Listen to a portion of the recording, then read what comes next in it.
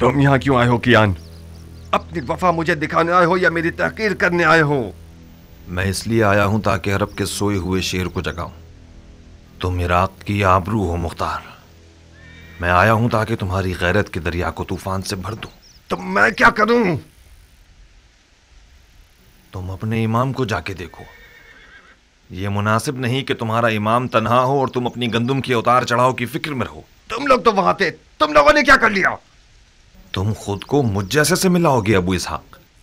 तुम मुख्तार हो, अबू उबैद सकफी के बेटे, सरदार फातह ईरान के बेटे। कौन अरब ऐसा है कि अबू उबैद सकफी का नाम सुने और सर को न झुकाए? तुम कहां और मैं कहां? उस ईरानी से जो अरब निजात को हकीर समझता है, उससे किस मौजिज़े की तवक्को रखते थे तुम मुख्तार? सलमान फारसी के खंदक के मौजिज़े की तवक्को। तुम अपने नबी के नवासे के बराबर में एक सलमान बन सकते थे। आज का अरब पैगंबर अकरम के जमाने के अरब से फर्क रखता है मुख्तार। अच्छा, तो फिर बेहुदा बातों से पत्थर पर कील मत ठोको। आज के अरब के लिए अबू उबैद सकफी का नाम और शोहरत कोई मानी नहीं रखती। इससे बढ़कर शोहरत साहिब जुल्फिकार और दर खैबर को उखाड़ने वाले इमाम की है। उस गिरोह ने अपने नबी के चचाजाद भाई और दामाद पर रहम नहीं किया। शामी सोने ने इराकियों के दीन और अक्ल को जायल कर दिया है कियान। कूफी आज इतना गिर चुका है कि जिसे खरीद कर रुस्वा कर दिया जाए। मुझ जैसों की आवाज से उनके कानों पर जूं तक नहीं रेंगेगी। जाओ कियान, जाओ। मैं फायदा उठाने वाला किसान रहूं बनिस्बत एक नुकसान उठाने वाले सिपाही के। मुख्तार! कियान, हमने इस बारे में काफी सुखनवारी कर ली और किसी नतीजे पर नहीं पहुंचे। हमारी दोस्ती अपनी जगह, हमारा रास्ता अपनी जगह। मुख्तार, एक दुश्मन जफाकार दोस्त बेवफा से बेहतर है। दुश्मन का तीर जिस्म पर पड़ता है मगर दोस्त का तीर जान पर। अली के बेटे की तन्हाई सिना के जख्म से ज्यादा कारी है मुख्तार। मैंने सोचा था कि दोस्ती की लाज रखते हुए तुम मेरी बात मान जाओगे और हम दोनों अपने इमाम की गुर्बत का मरहम हो जाएंगे। अफसोस, अफसोस। भाइयों, कहाँ है मुस्तफा के टूटे हुए दांत? कहाँ है मुर्तजा का शिकस्ता सर? कहाँ है खैरुन्निसा का शिकस्ता पहलू? गिरिया करो, गरीबा चाक करो, खून आंखों से बरसाओ। कितने दाग सैयद औलाद आदम ने उठाए।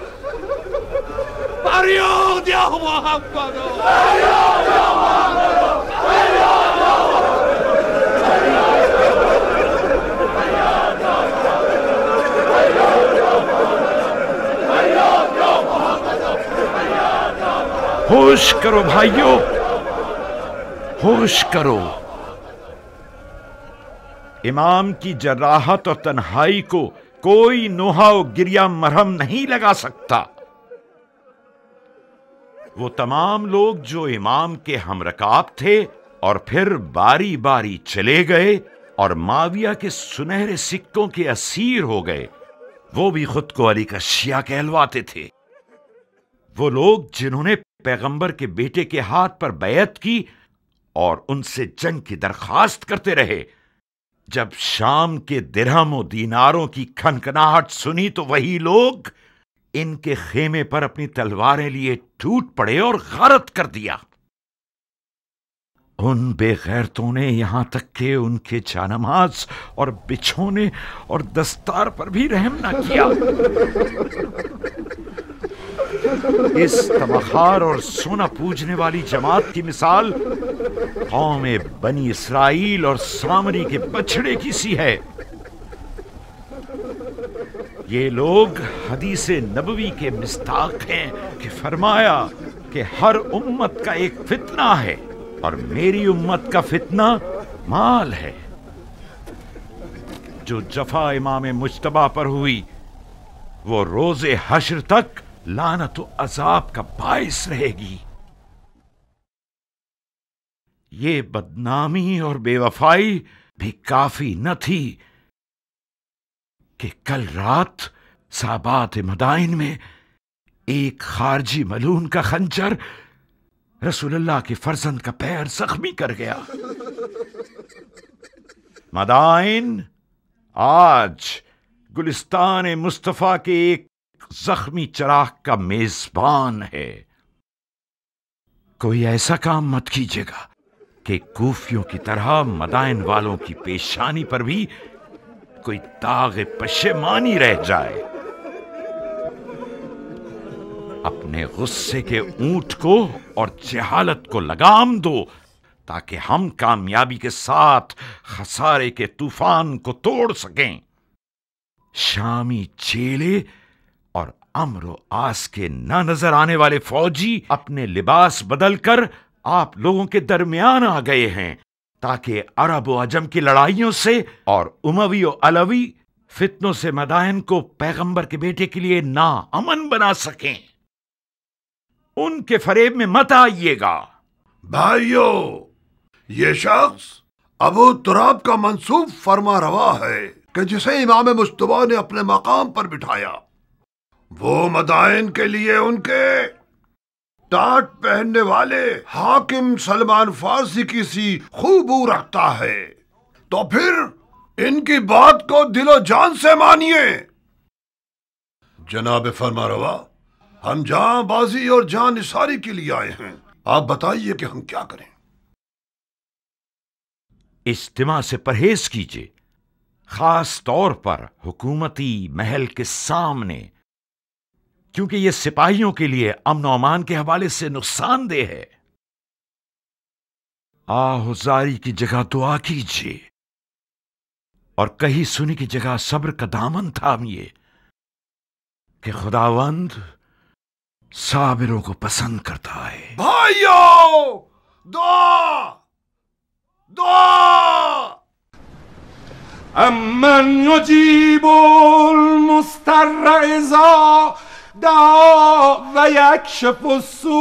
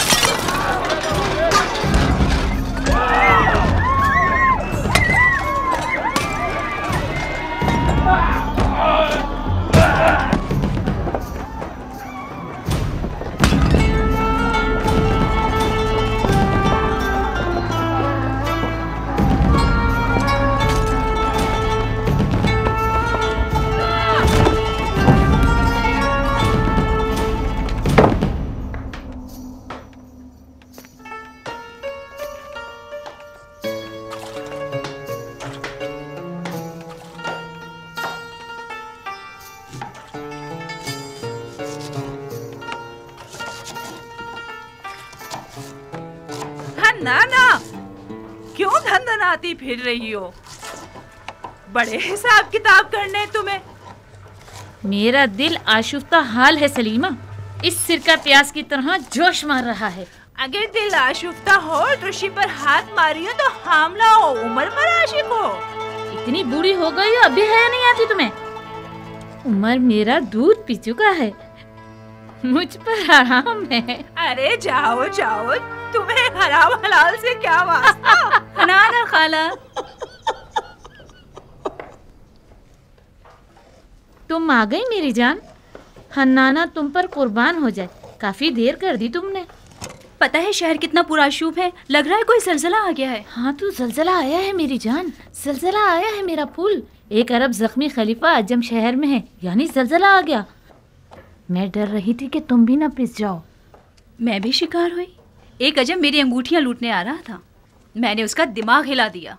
नहीं, मेरी जान की कसम खाओ। आपकी कसम। क्या शेरों वाला दिल है तुम्हारा बेटी। मैं अजमों के कातिल सरदार की बेटी हूँ, हाथी सवारों के कातिल सरदार की बेटी, अबू उबैद सकफी की बेटी हूँ, मुख्तार की बहन हूँ। अगर मेरा मुर्गियों वाला दिल होता तो अब तक 10 चूजे मेरे इर्द गिर्द शोर मचा रहे होते। जभी तो उम्र साथ तुम्हारी तलब में पर मार रहा है, बिल्कुल हक रखता है वो। तुम्हारे जैसी नौजवान शेरनी को शिकार करने के लिए हुनर चाहिए। नौजवान शेरनी अपने शिकारची को खुद तलाश करती है। मैंने हार मान ली खाला की जान, मैं रजस ख्वानी करने के लिए नहीं आई हूँ, उमर का पैगाम सुनाने आई हूँ। हाँ सुनाइए फितनागर खाला। आओ।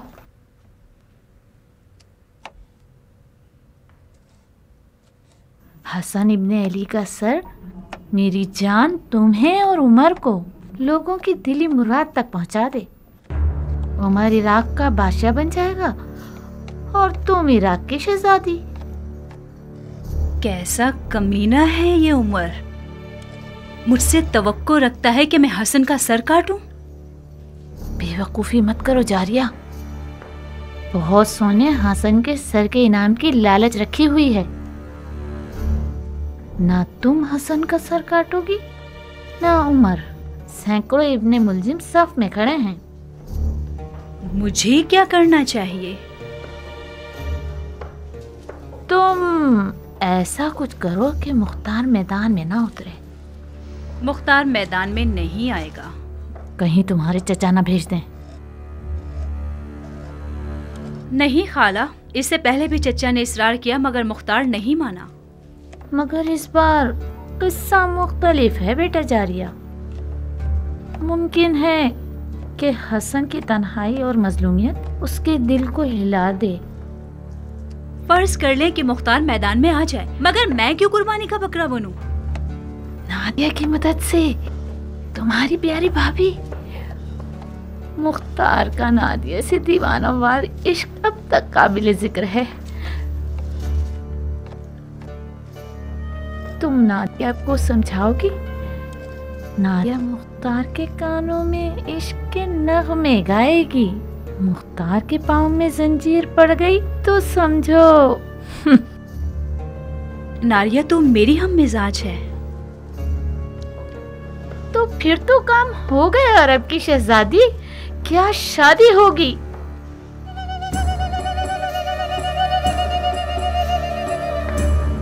हाँ नाना, तुमने काता भी, सिया भी और दुल्हन भी तैयार कर ली। बहुत मुबारक हो। पर हमारी मिठाई का क्या होगा? तुम्हारे अधेड़ उम्र के कान तुम्हारी डसने वाली जबान से ज्यादा तेज हैं। तुमने शादी के अलावा क्या सुना है? तौबा, मेरे कानों में कीड़े पड़ जाएं अगर शादी के अलावा कुछ और सुना हो मैंने। मिठाई ये लो।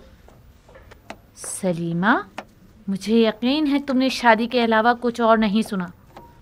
अगर तुमने ख्याल आराई से काम लिया तो उमर तुम्हारी ये छुरी जैसी जबान को कुत्तों का लुकमा बना देगा।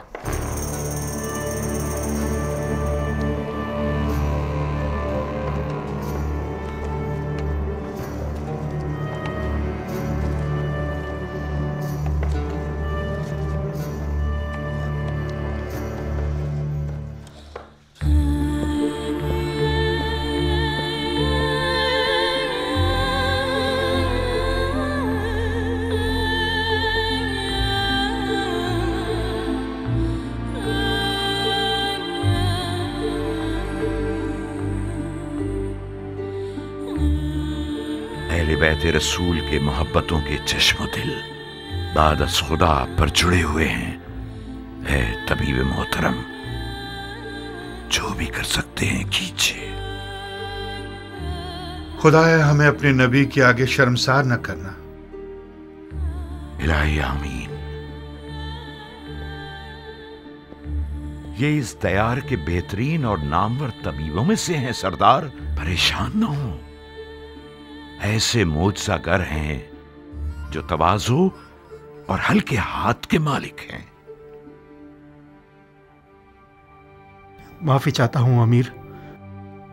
शामी भेड़ियों की मिसाल है कि खुदा के लश्कर वाले शहद की मानिंद हैं। ऐसा जहर रखते हैं जो निहायत जानलेवा है। वही जहर के जिसका एक कतरा मालिक अश्तर को मार गया। आपकी ज़ात इमाम के लिए बावसूख है। मैंने उनकी ज़बान मुबारक से सुना कि आपको दमिश्क के सब्ज लिबास वालों के मुकाबले में सद्दे राह कहा है इन्होंने। मेरा दिल इर्द गिर्द के लोगों से घबरा रहा है। मुआविया ने इमाम के सर के लिए शामी 1000 दिनार और अपनी बेटियों में से एक का वादा किया है।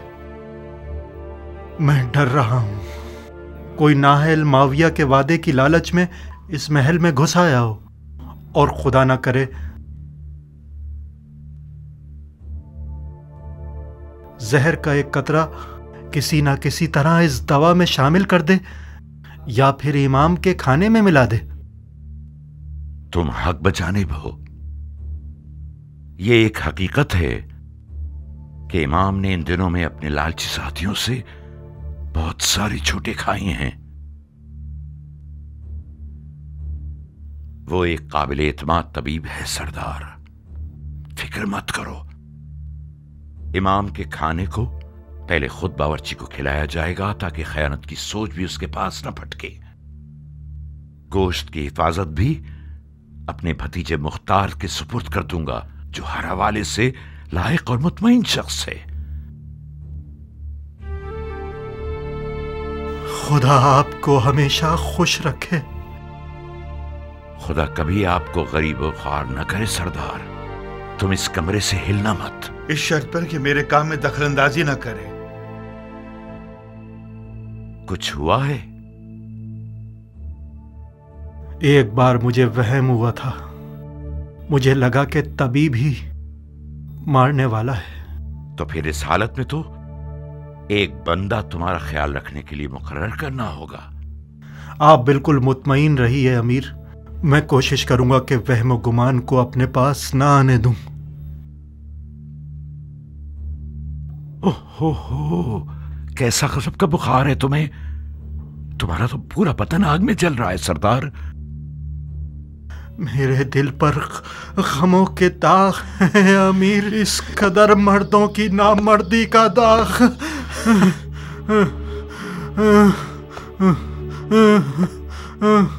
एक ठंडे पानी का बर्तन लाओ। आओ सरदार के जूते उतारो। इसका फौजी लिबास उतार कर इसके पैर धुलाओ।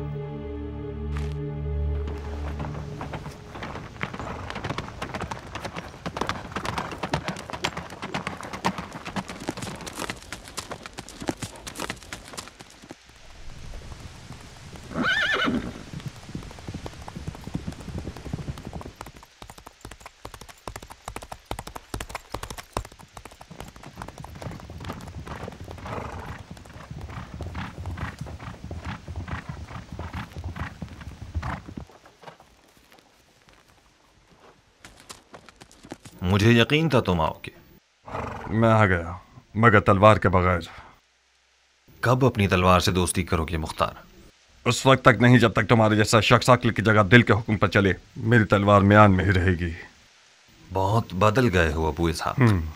अक्लमंद हो गया हूँ कियान। इस दफा मैंने सोचा है कि अपने दिल की जगह अपनी अक्ल को इस्तेमाल करूँ। कुदरत के आदाब और तहारत के आदाब में बहुत फ़र्क है सरदार। वो फरमा रवा जो बगैर तदबीर के मैदान जंग में उतर आए, वो अपनी भी जानों का नुकसान करेगा और फौज का भी। अगर मैं गलती पर नहीं हूं तो किसी गलत सोच का शिकार हो गए हो। अगर कोई सरदार अपनी तलवार को म्यान में रखे और किसी हारी हुई जंग में न जाए तो ये फेल शैतान की अताअत नहीं है, ये इज्तनाब खुदकुशी है जो कि वही इलाही की पैरवी है। अपने ही हाथों से खुद को हलाक मत कीजिए। जब आप लोगों ने जंग के लिए कमर कस ली थी तो मैंने खतरे के बारे में बताया था, मगर ना ही तुमने सुनी और ना ही इमाम ने। अपने दिल को एक मुट्ठी भर कूफियों के वादा खिलाफ इज्तिमा की बातों से मुतमईन कर लिया तुम लोगों ने, बिल्कुल उस बेयार और मददगार शख्स की तरह जिसने सैलाब में तख्ते की बजाय पत्थर को अपने साथ ले लिया। मैं आज के बाद अपनी तलवार को उस जगह नियाम से निकालूंगा जब मैं खुद चिल्ला के कहूं हमला।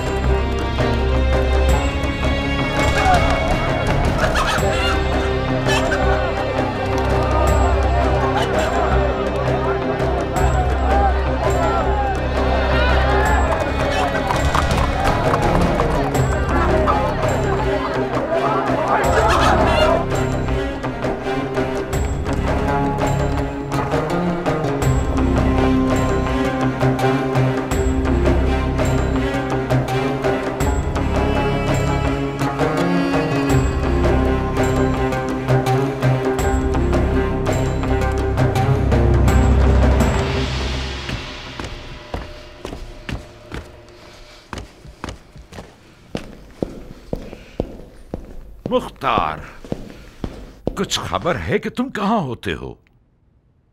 फसलें तैयार हैं चाचा जान, गंदम की कटाई कर रहे थे। खुदा का शुक्र है कि इस साल बगैर नुकसान की फसलें काटी हैं।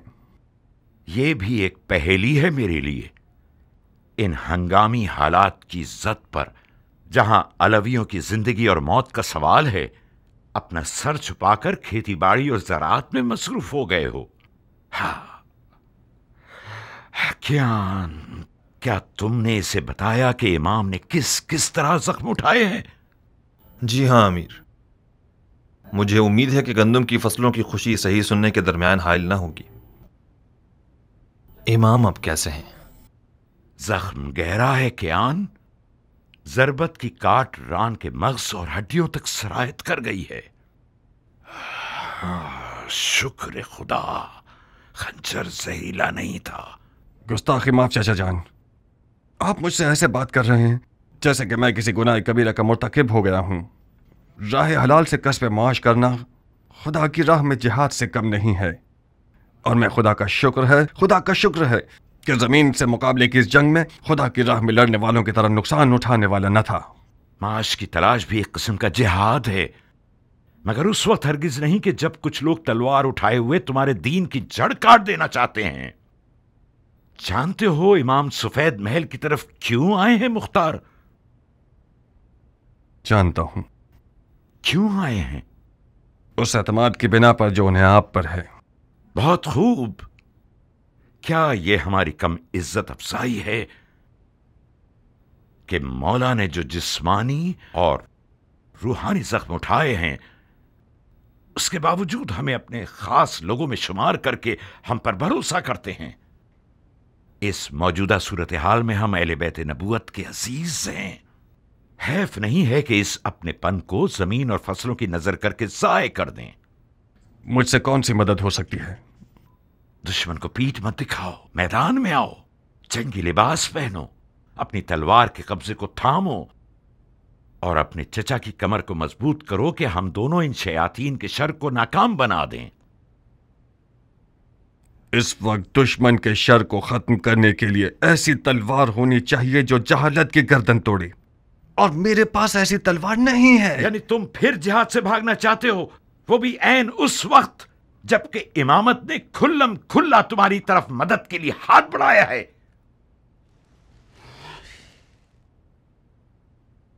चाचा जान, मैं एक 13 साल का नौजवान था कि मेरे वालिद मारे गए और आपने मेरी कफालत कबूल की। बस हक पदर आपके पास है। अदब की रस्में और शरीयत के अहकाम ये हुक्म करते हैं कि मैं आपकी इताअत करूं, तो कबूल है, मगर यह तवक्को रखता हूं कि फहम और शऊर की हद में मुझसे बात करेंगे आप। मैं एक 40 साल मर्द हूं।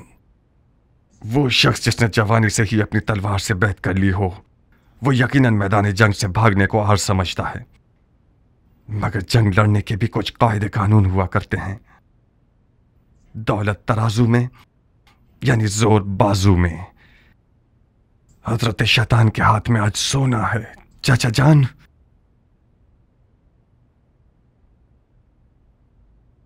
इस जंग में कदम रखना भी गलती था और आगे बढ़ाना भी गलती दर गलती है। खुदा की पनाह शैतान के वसवसे से। ज़बान शैतान है जो तुम्हारे मुंह में चल रही है।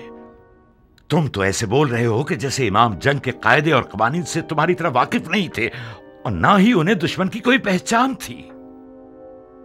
उन्होंने जबरदस्ती जंग का इक़दाम किया था मेरी जान, उसी तरह जैसे मौला अली ने सिफ़ीन में जीती हुई जंग की हार तस्लीम की। इमाम ने शिकस्त गुर्बत और तन्हाई को अपनी जान पर कबूल किया ताकि इस कौम को उनकी जहालत से बाखबर कर सकें। खुदा की कसम, अगर तुम अपनी जान बचाने के लिए दुनियादारी का बहाना कर लेते तो मैं गवारा कर लेता, बनिस्बत ये कि तुम अपने इमाम के इल्म पर शक करो। खुदाया, ये शक गुमराही का निशान है या हिदायत का? मैंने तो इसे नापाक लुक्मा नहीं खिलाया था, तो फिर क्यों कर मेरी जिंदगी के दरख्त ने ये तल्ख मेवा दिया। तल्ख मेवा जहरीले मेवे से बेहतर है। मैंने अपने अकीदे का सच्चा इजहार किया है। कसूर आपका है। कुछ छुपाने की आदत ही नहीं होने दी। क्या करूं बताइए। अपनी जान और दिल से मेरी मदद करोगे? अगर ऐसा ना होता तो मैं सफेद महल ना आता। फरमाइए मेरे लिए क्या हुक्म है। माविया ने इमाम के सर के बदले 1000 दीनार शामी और अपनी बेटियों में से एक देने का वादा किया है। जानते हो इसका मतलब क्या है? हाँ, यानी इस वादे ने लालच का भूत बहुत सौ के अंदर पैदा कर दिया। यानी जमीन इमाम के लिए गैर महफूज हो गई है और आज से इस सफेद महल के खादमीन और मुहाफिजीन सब के सब मुआविया के खुफिया फौजी हो सकते हैं। आप इतने सारे गैर मरई दुश्मनों में इमाम की जान को कैसे बचाना चाहते हैं? बहुत बड़ा वजन है हमारी गर्दन पर। कुछ ऐसा करो कि इस वजन से हमारी कमर टूट ना जाए। मैं तुमसे ज्यादा अमानतदार शख्स किसी को नहीं समझता। ऐसा कुछ करो कि बरोज़े हिसाब रसूल खुदा के हुजूर हमें शर्मिंदगी ना हो।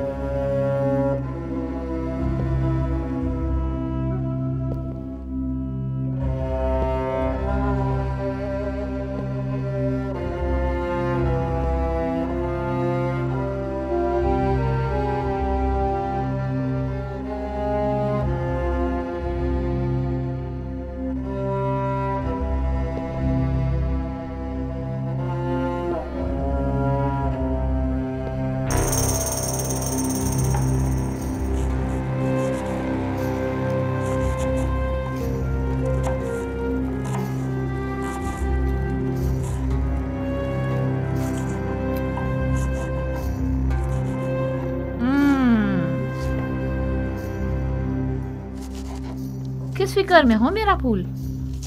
मतलब क्या ऐसा हो सकता है हनाना? मुख्तार अगर कोई काम करना चाहे तो हाथी भी उसका रास्ता नहीं रोक सकता। यानी तुम इश्क के मौजे से गाफिल हो। इश्क वो वाहिद गिरा है जो मुख्तार जैसे शेर को गिरा सकता है।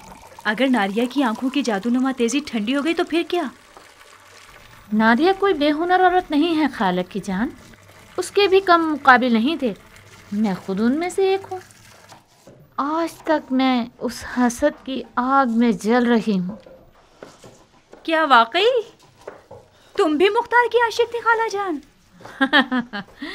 मुख्तार जैसा दिलावर अरब की काली आंखों वाली लड़कियों के एक बहुत बड़े हुजूम का ख्वाब था।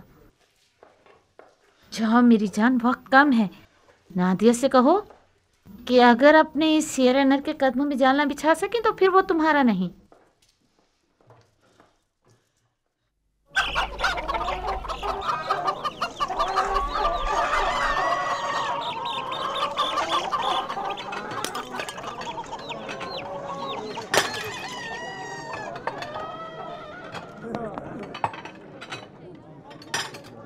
والله لازم الذهب العندي